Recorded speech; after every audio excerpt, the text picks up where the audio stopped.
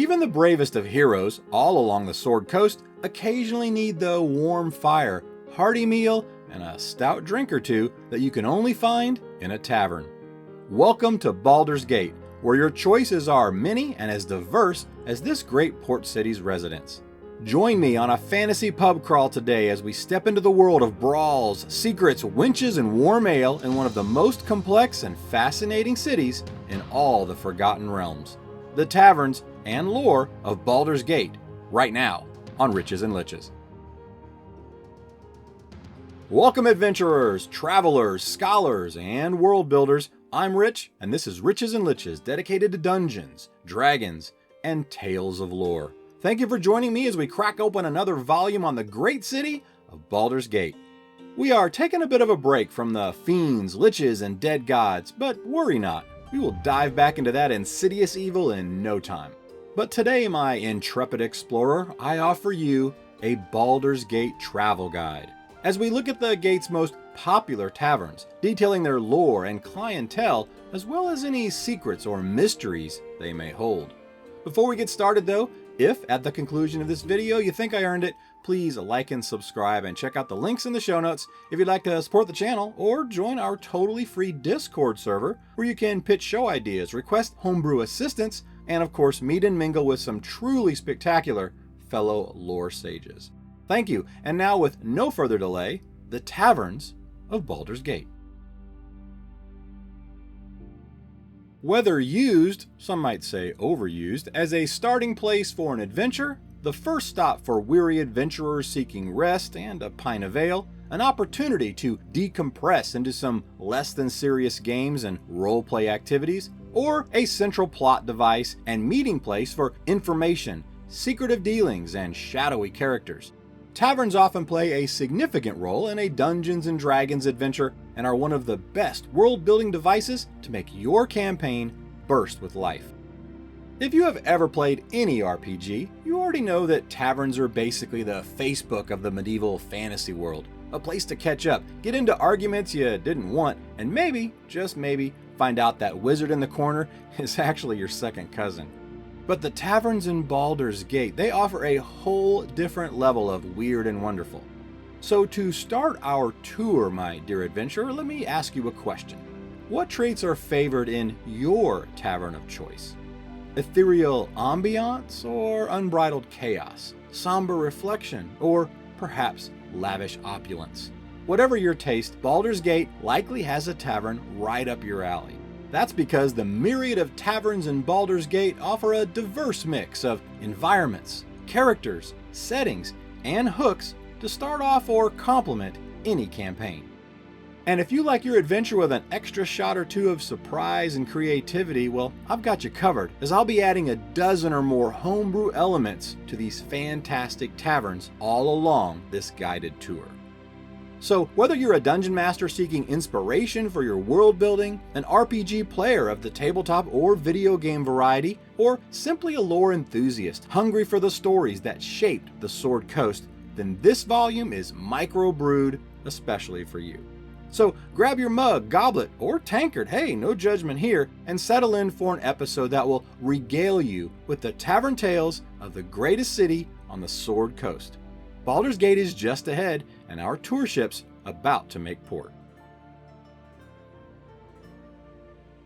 On today's guided tour, we will visit 6 of the most renowned taverns in Baldur's Gate, taking time at each to really absorb all the lore, character, and secrets of each, and a few drinks. I mean, this is a pub crawl, but pace yourself. While the 6 taverns on our agenda today are clearly the most iconic, they are certainly not alone. Several less historically documented establishments also exist.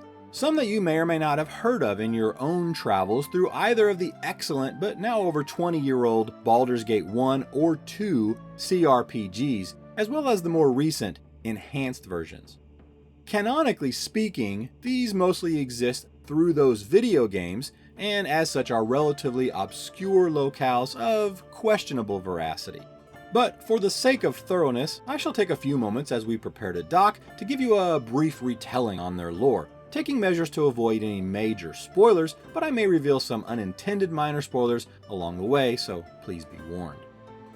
First up, the Drakon Tavern. Located in the central district of the city, it stands next to the manor of an infamous noble by the name of Felonious Gist, a 14th century DR art dealer, and if you've played Baldur's Gate 1, then you certainly know the means by which he found his infamy.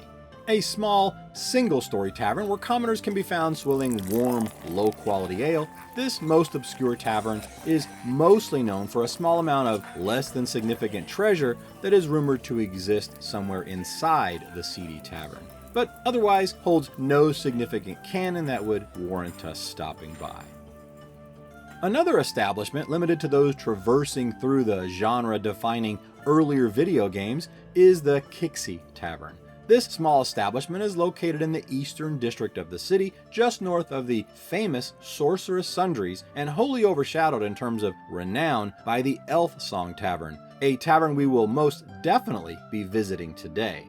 This quirky two-story tavern is probably best known for its billiard and roulette tables on the second floor, and is a decent location to source rumors in those aforementioned games. Joplins is another in-game location, once a seedy dockside tavern catering to sailors with thin purses, now successfully transitioned from that grimy dive into a quaint little cafe at a time when coffee and tea drinking became just as popular as ales and meads. Joplin, the tavern-turned-cafe's owner, is the half-elf son of the tavern's founder, and this location is rumored in the video games as one of the locations where you might see Yeslik, the lawful good dwarven fighter cleric, as one of its patrons. Located in the southwest district of Baldur's Gate, you will find the Ye Olde Inn, right next to the Flaming Fist headquarters, in fact. While the inn definitely has some rustic vibes going for it, it is otherwise pretty unremarkable. That is, unless you're visiting here from the video games, in which case you well know of its, shall we call it a hygiene problem. I'll say no more to refrain from any spoilers. And finally, we have the Splurging Sturgeon, a small two-story hangout that many of the city's fishermen often frequent. If you're looking for a low to middle class establishment with just decent seafood, then this might be your place. But if you're traveling in the video games, I would just offer the same general advice when visiting any tavern. Keep your eyes open. As we now prepare to depart onto the Baldur's Gate docks, I would also mention there are many other famous taverns and inns all along the Sword Coast. From the Burning Wizard in Baragost, to the Five Flagons Inn of Athkatla, the City of Coin down south, or to the Yawning Portal and the Galloping Minotaur in Waterdeep to the north. And of course, let's not forget the Fort-turned-pub, Friendly Arm Inn on the Coastway Road. The Sword Coast is teeming with fascinating taverns, each with their own tale to tell. But today at least, we're focusing our studies inside these city walls. Are you ready to go? Be careful disembarking, and mind the gap. We start our fantasy pub crawl in the docks of the lower city of Baldur's Gate. Having just arrived from the river Kianthar, our view is mostly obscured by the rolling fog the gate is so well known for. But as we make our way inward, we immediately see our first stop. Permanently moored in the gray harbor of Baldur's Gate, the Low Lantern is not your conventional tavern, well, because it's a ship. From the outside, you see the aging three-masted merchant ship rocking gently in the water alongside the Storm Shore Street Dock on the harbor's east side. Ostensibly, the Low Lantern is a tavern and gambling house second, primarily serving as a place for covert meetings in which sensitive information and possibly illicit plans can be discussed without fear of eavesdroppers. A lantern hangs low in the mast, providing the establishment its evocative name and acting as a symbol for those in the know. Where there is low light, there is also deep shadows. Inside, the Low Lantern unveils its true nature, a labyrinth of sin and vice. The lower decks are dimly lit by magical sconces that emit an eerie glow, enough to navigate to your table, but not enough to clearly identify a face in the crowd, and that's just how they like it. The air, filled with a mix of sea brine, spilled ale, and the constant murmur of whispered secrets, this den of thieves attracts an eclectic mix of patrons: seafarers, smugglers, pirates, and others who prefer to conduct their affairs under the veil of semi-anonymity. The Low Lantern is probably the locale that most follows the what happens in Vegas stays in Vegas mentality, offering a variety of services ranging from low and high stakes gambling, exotic dancers, and even clandestine meetings with courtesans in private cabins. The ship also boasts a fighting pit below deck where patrons can bet on brutal bouts of strength and skill, and you should know the first rule of Fight Club. Indeed, there's a lot you can do here, but one thing you cannot is have a warm meal, as this seedy seaside tavern serves no formal fare, just snacks, warm ales, and hard drinks. The owner and proprietor is Laura Elra Thundreth, a middle-aged human female known as the captain to her staff and regular patrons. Laura Elra, a practicing mage and former pirate herself, she doesn't concern herself with the private affairs of her clientele, nor does she mind when visitors get rowdy or even turn violent, so long as they're willing to pay for damages afterwards. In public, she can at times be seen with her pet crab perched upon a shoulder. Now, let's spice up this den of thieves with a few rumors you might want to incorporate into your next adventure or campaign. Keep in mind these rumors we'll share today can range from complete homebrew creations to rumor actually ground in the canonical lore of at least one source, but may find contradictions in another, not an altogether foreign concept to anyone familiar with Dungeons & Dragons lore.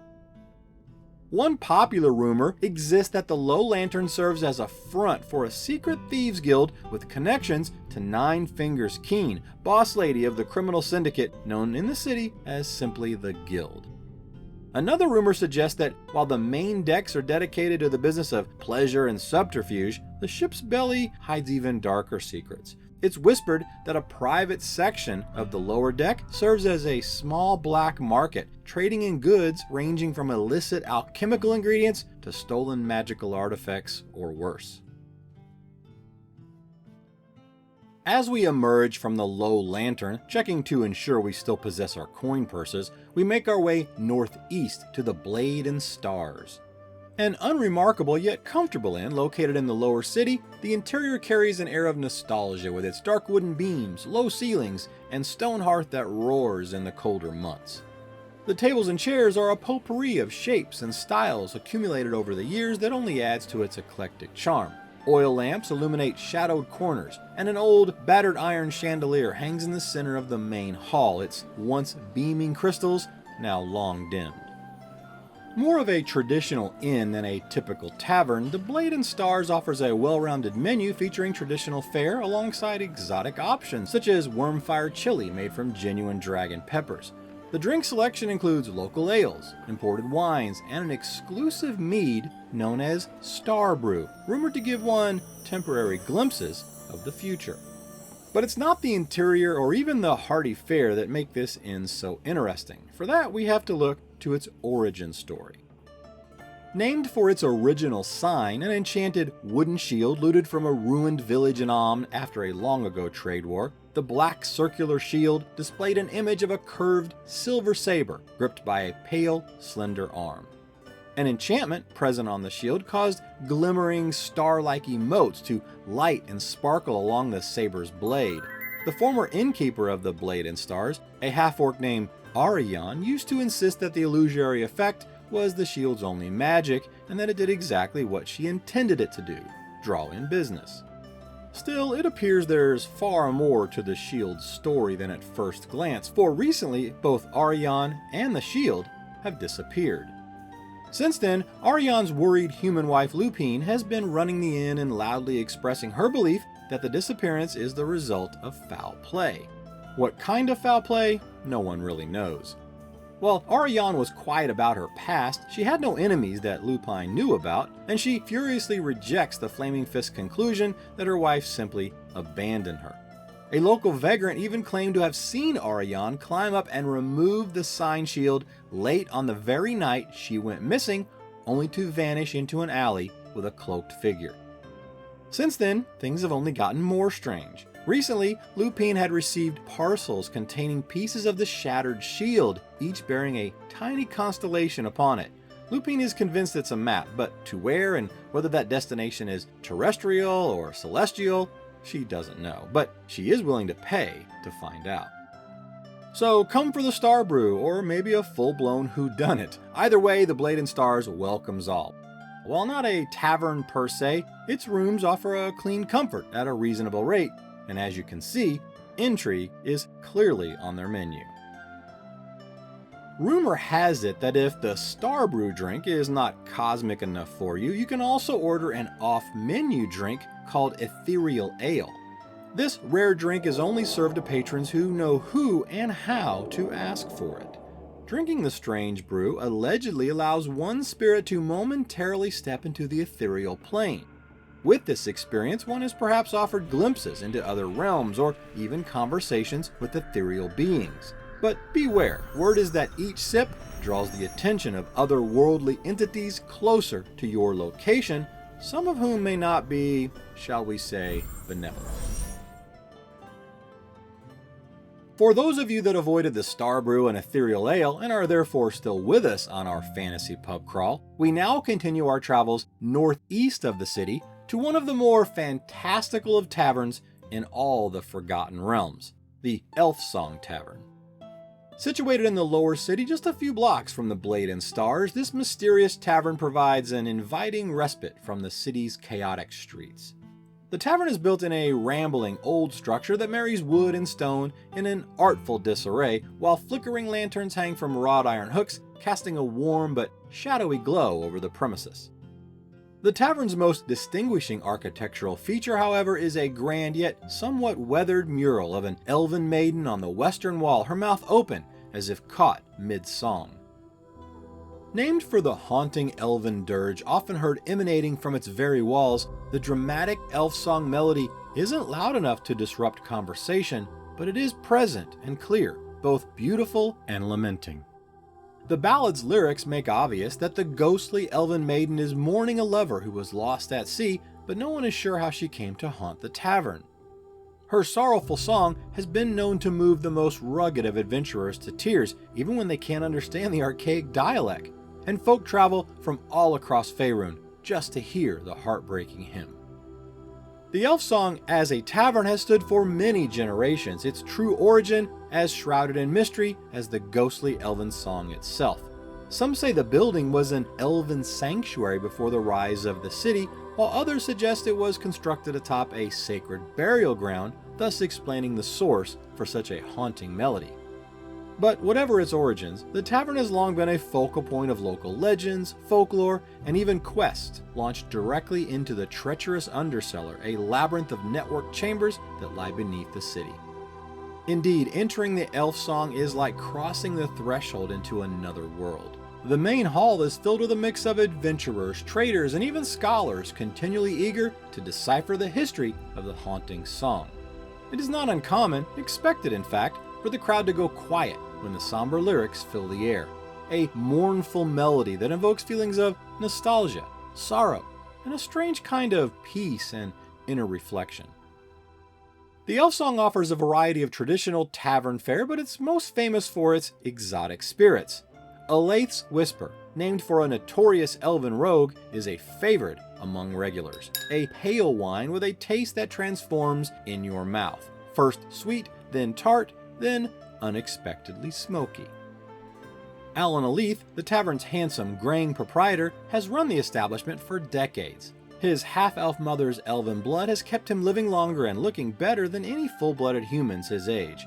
He has also continued his mother's tradition of offering patrons an informal, secret banking service. He provides an extension of sorts on bar tabs, enabling customers to deposit money or take out loans if he trusts them enough. The Elfsong Tavern attracts a diverse crowd, from grizzled mercenaries to cloaked mages and just about everything in between. Weapons are generally allowed, but any disturbance results in swift ejection. For a tavern so rooted in mystery, the house rules are quite simple. Keep your disputes outside and respect the song when it fills the air. From its sorrowful lament to its diverse clientele, the Elfsong is far more than just a watering hole. It's a living piece of Baldur's Gate history, shrouded in secrets, ripe for discovery. And whether you're a wandering adventurer, a treasure seeker, or simply a bard in search of inspiration, the Elfsong offers a glimpse into the unknown and a doorway into the countless stories that are yet to be written. On to rumors for the Elfsong. The Tavern is thought to be a neutral ground for many of the city's less reputable organizations. However, one rumor suggests that a secret cult has evolved in recent years that is devoted to an elven ancestor spirit and often meets in the shadowed corners of this tavern. This cult believes that the spirit responsible for the Song of Sorrow is a key to an ancient elven artifact of great power. And rumor is they're in a race against time, as other darker organizations are also on the hunt for the very same artifact. Wiping the tears from our eyes, we collect ourselves and turn north, passing through the inner gates leading to the northeast part of the upper city. Looking as though it might collapse at any moment, the firmly low-class Blushing Mermaid stands as a true emblem of contradiction, bizarrely out of place in the generally more prosperous upper districts of Baldur's Gate. Infamous up and down the Sword Coast, the Mermaid would likely be voted as the best tavern in all of Baldur's Gate, in which to be maimed or killed. Always one spilled drink away from an all-out brawl, this chaotic taproom is the sort of place non-regulars avoid visiting, unless they're well-armed or in the company of friends, preferably both. Taking its name from the saloon's crude wooden sign depicting a whimsical and nearly naked mermaid with cheeks tinged in hues of red, perhaps a sign of her modest embarrassment, the colorful sign hangs above an incongruous welcome desk, where it is morbidly accented with nearly a dozen blackened, withered, or blood-stained hands nailed into the wood, no doubt souvenirs left by those who refused to pay their bill. And this is just the first of many clues illustrating why this is not an establishment one will find on the city's Welcome to Baldur's Gate visitors brochure. And no, the irony of me taking you into this dangerous dive on our pub crawl is not lost on me. But hey, you all seem like the adventurous type. Braving the warning signs that tug on your rationale for self-survival, we enter the rowdy tavern to find a noisy, raucous main hall decorated with a myriad of nautical ornaments. Ship wheels, nets, anchors, and tridents, all embellishing the walls haphazardly. Tables and chairs are mismatched, some broken, each with its own story to tell, adding to the overall sense of abrupt chaos that could ensue at any moment. And if you somehow missed the heavy iron bars lining the outside windows, you surely won't fail to notice the heavy wooden shutters with wooden bars on the inside, or the sign that accompanies them. It reads, "The boards are there to use. Management is not responsible for losses of any kind, including life and limb." Undeniably a quiet date night spot with the missus, this is not. Still, the Mermaid is most always crowded and serves a purpose, as it is renowned for and even rivals the Low Lantern as an alternative meeting place for any number of illicit and shady dealings. If and when you ever find yourself in need of the more covert services, there is an excellent chance that an agent of virtually every underground group can be found here, with the customary sliding of a silver coin or two and a subtle nod to the bartender being the best way to engage. A tavern first, but also a rarely used inn. Not many people actually sleep in the Blushing Mermaid, since bar fights are liable to erupt at any hour. In fact, you'd likely get a better night's sleep rolling off a wandering monster table in your favored adventuring spot. And the lobby is the only high-ceiling room in the joint, as all the guest rooms are tiny, barren, and abused, closer resembling a cell in the local stockades than something you'd actually pay for. But at least every room comes with heavy-duty iron locks, so I guess there's that. But it's not all bad. The Mermaid serves a variety of drinks, from sea ales and stouts to strong whiskeys of various blends and prices, but all considered well above average to excellent. You likely will never complain about the libations here, another reason why the Mermaid is well known around the coast. However, no wine will be found here, obviously. Similar to the quality drink, the food here is also considered excellent, yet another contradiction of the Blushing Mermaid. From the dirt-cheap salted fish stew to whole roasted pig, if you can find a way to eat in peace, you will be more than satisfied with the fare. The Mermaid is also famous for its maritime-themed games, including Pin the Tail on the Sea Monster and Dagger Board. The latter is a test of accuracy involving a spinning ship wheel and well-aimed throwing knives. These games often serve as icebreakers among strangers, leading to temporary alliances and even enduring friendships, or all-out brawls amid accusations of cheating. Nonetheless, the Blushing Mermaid has stood the test of time, and good or bad, it's an icon of Baldur's Gate and the Sword Coast. With a history dating back many decades, this tavern has witnessed the evolution of Baldur's Gate from a mere trading outpost to a sprawling metropolis, and has served as a refuge for adventurers, mercenaries, and travelers ever since. As we move on to the rumors, this is more of an unspoken rule than a rumor, but the Mermaid's Code is an understood ethos that dictates that all patrons must refrain from asking too many questions about each other's past. The tavern is a known haven for those that are seeking to leave their histories at the door. For our second rumor, the Blushing Mermaid consists of a confusing maze of wings and oddly interconnected floors, and it is said to have no less than 4 levels of cellars. Rumors exist that on one level there is a hidden shrine to Umberlee, the tempestuous Queen of the Seas, where secret pacts and dark rituals to the goddess are performed. Checking each other for injury and shank marks, we leave the Rowdy Mermaid and head southwest toward the more opulent district of the Upper City. As we near High Hall, the Grand Keep of Baldur's Gate, also known as Ducal Palace, we find the well-known and highly regarded Three Old Kegs Inn. Standing as a monument to time-honored tradition and rustic elegance, the Three Old Kegs is widely regarded as one of the finest inns in all of Faerun. The 4-story building is well crafted from timber and stone, although presenting a more humble and earthly contrast to the more ostentatious estates, manors, and of course the grand palace that surrounds it. Catering to a more relaxed clientele, this comfortable lounge is just as likely to be filled with individuals spending their leisure time drinking coffees and teas while reading, chatting up with old friends, or even napping as the more stereotypical tavern goers. Indeed, it would not be a stretch to call the Three Old Kegs the closest thing Baldur's Gate has to a local Starbucks.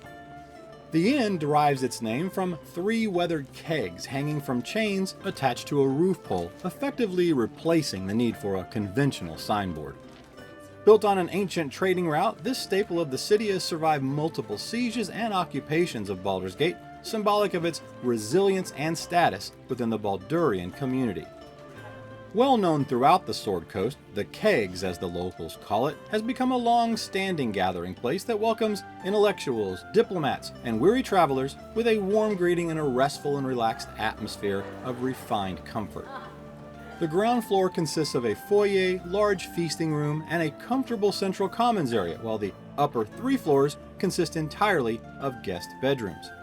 Antique furniture salvaged from historical keeps blend with fantastical artwork that depicts ethereal elven hunts and epic battles between knights and dragons. The flooring, cloaked in thick rugs from the furs of a myriad of beasts, offer a cushioned embrace, while the many tapestries and books absorb any disruptive noise. The inn thrives in its hushed ambiance, creating a somniferous atmosphere and facilitating the circulation of whispered secrets, subdued laughter, and the gentle rustling of book pages. Regular patrons range from academics lost in contemplation to adventurers taking a respite from their quests. Guests are encouraged to disarm before entering communal spaces, and excessive drunkenness is not tolerated. In terms of the fare, the inn offers a specialized menu focusing on quality over quantity. Although limited to wine, broth, and dark nutty malt bread, each item is renowned for its exquisite flavor and is sourced from local artisans. Nantrin Bellowglin, a Tetherian noble's retired guard, is the inn's proprietor. He leads a group of uniquely skilled individuals, including his 4 daughters and several staff members trained in both hospitality and, when necessary, combat. His staff, although always polite and welcoming, have little tolerance for the rowdy or violent. One staff member in particular, Ithtil Calantrin, possesses strong magical abilities, specializing in levitation and shielding spells, thus providing an unorthodox but effective set of defensive skills as a security measure. The inn's cellars are also certainly noteworthy, especially the uppermost, which houses various refined low-stakes gaming rooms for the genteel.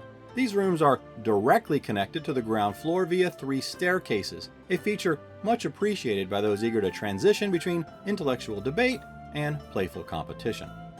Another intriguing, albeit far more ominous feature is the inn's dumbwaiter system.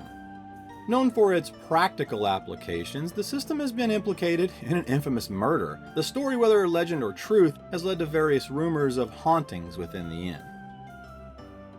The Three Old Kegs is not just an inn, but a Baldurian institution, layered with history, luxury, and an assortment of tales that blur the lines between reality and legend. Its enduring charm continues to make it one of the most iconic establishments in all of Baldur's Gate. So how can we further enhance the already legendary establishment with some secrets while still keeping in line with its canonical lore? Here are a few rumors you might consider the next time you have the 3 Kegs upcoming at your table. A unique attribute of the 3 Old Kegs is the Whispering Corner, a specially enchanted alcove compliments of Ithtil, where sounds are magically muted, ensuring that secret and confidential conversations stay that way. All for a modest fee, of course, one that the Kegs clientele are all too happy to pay. Now, for one of the darkest secrets we will share today, the inn is rumored to contain a secret passage leading to a dockside warehouse and a sewer shaft near the Black Dragon Gate. Supposedly, this serves as a dark and clandestine disposal service for corpse removal, available for a not insignificant fee through a specially designed lime pit. It is said that this grim convenience, if even true, can only be arranged through Nantron himself, and the rumored prices start in the hundreds of gold for an unknown and climb from there based on the notoriety of the deceased. Well, well, if you've made it this far, you should be congratulated for having quite the alcoholic fortitude. We wrap up our fantasy pub crawl today in the heart of the Upper City, where we step into easily the most luxurious of our stops. The Helm and Cloak serves as an enclave of opulence in an already affluent district. Designed in a neoclassical architecture style, the high-end tavern is reminiscent of a celestial pantheon, featuring tall columns, intricate marble friezes, and an expansive courtyard dotted with sculptures of deities and legendary heroes. Established well over a century ago, the Helm and Cloak was initially a private estate belonging to a renowned military general. Converted into an inn after his death, it has since gained a reputation as a gathering place for the high society members of Baldur's Gate, all across the Sword Coast and beyond. Over the years, countless diplomatic decisions and secret alliances have been forged within these lavish walls. The interior space is the epitome of luxury, adorned with elegant chandeliers, silken drapes, and hardwood floors layered with exotic carpets imported from far-off Kalimshan. Famous works of art fill the walls, while candlelit tables are surrounded by high-backed chairs upholstered in the finest imported velvet from across the realm. Opulent indeed. The upscale inn and tavern actually is comprised of 2 connected buildings. The Helm is an old rooming house that faces Gon's High House of Wonders. A massive iron helmet that, according to the waitstaff, was once actually worn by a titan shadows its entryway. The smaller building, the Cloak, is an old house that affronts a courtyard off Windspell Street and faces the High Hall. A cloak hangs over its entryway. As the story goes, a priestess of Soon once owned this house and at one time had lurid pictures painted on its ceilings. The Helm's common room holds a marble unicorn bust whose bronze horn the Helm's patrons are known to touch for good luck. This statuary is a symbol of the Knights of the Unicorn, a mercenary and adventuring company born from their service to Larue, the Unicorn Queen, who used the Helm and Cloak as an informal headquarters. A Cormyrean husband and wife team run the inn and its large staff with smooth efficiency. But unbeknown to most, Vedran and Halasta are actually retired members of the Knights of the Unicorn themselves, and the organization has grown far beyond its humble beginnings, now boasting membership all across Faerun. After their own adventuring party fractured to time, these two humans came to Baldur's Gate to share a less dangerous life, and the unicorn bus serves as a reminder of what brought them together. Still, old habits die hard, and the innkeepers constantly keep their ears to the street and their swords sharp. This lounge for the elite offers a gastronomical journey like no other, with a menu featuring exotic dishes and wines from across Faerun. Its signature dish, dragon fin soup, is made from the rare ingredients rumored to actually include real dragon scales, and it's said to fortify one's constitution for a short period. The inn's wine cellar is also vast and well stocked, with some of the finest examples across the Sword Coast. However, its bottled and kegged reserves are only sold to non-residents and only in smaller quantities. The Knights of the Unicorn have a particular taste for glow-fire wine and often purchase whole barrels in a single evening, so others who prefer it are advised to order early. Also available is a mediocre variety of mead and cinnamon spiced milk, hot or cold, but don't ask for a warm ale or a shot of anything because no beer or hard liquor of any sort is sold on the premises in order to prevent a tavern-like atmosphere from arising in this elevated establishment. In fact, if you ask, you will likely be pointed to the blushing mermaid with a grin or a giggle. The Helm and Cloak clientele typically include nobles, influential merchants, high-ranking military officials, and even the occasional disguised deity. While no formal dress code exists, a certain standard of decorum and attire is expected, considered an unwritten rule, and unruly behavior is simply not tolerated. The Helm and Cloak is more than just a luxurious establishment, it's a sanctuary for the elite, where secrecy is honored as much as opulence. Whether you seek sumptuous fare, confidential business dealings, or a momentary escape from the outside world, this inn stands as one of the most prestigious and enigmatic locales in all of Baldur's Gate. As we move into the secrets and rumors of this legendary lounge, I have to say some of these are truly fantastical, certainly aligning with the elite nature of such an establishment where wealth and influence create an aura of power and privilege. Our first secret rumor of the Helm and Cloak tell us that a large decorative helm hanging over the fireplace in the main hall has the power to show the true nature of any who stand beneath it.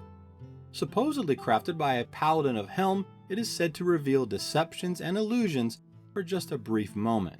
The tavern owners dismiss these claims, but have been witnessed to pay close attention to anyone who lingers underneath the artifact by accident. Moving on to rumors for the elite guests of the Helm and Cloak. Available only to its most wealthy guests, the Helm and Cloak is renowned for its private and arcane enchanted rooms, each with its own unique charm. Some come with magical enhancements that provide scenic window views of distant lands or celestial events, all tailored to the tasteful requests of its guests. You know, the medieval version of your own 100-inch flat screen. However, if you think that's the zenith of opulence, then you've never seen or heard of the Cosmic Night Lounge. Accessed by special privilege only and reserved for the most elite of clientele, this large private room comes complete with a magically enchanted ceiling that emulates the vast night sky and grand cosmos, complete with constellations and the occasional faux meteor shower for that special touch. And yes, if you have to ask, it costs too much. And that completes our fantasy pub crawl around the landmark taverns of Baldur's Gate. As we head back to the docks and your departure, I truly hope you enjoyed our time together and will give me a strong Baldurian like and subscribe if you think I earned it. If you'd like to support the channel, please check out the links below to our Patreon and Buy Me a Coffee donation accounts. Plus, how about you join our growing community of lore sages and scholars on Discord, totally free. Thanks for listening, and until next time, remember, the only limitation at your table is your imagination.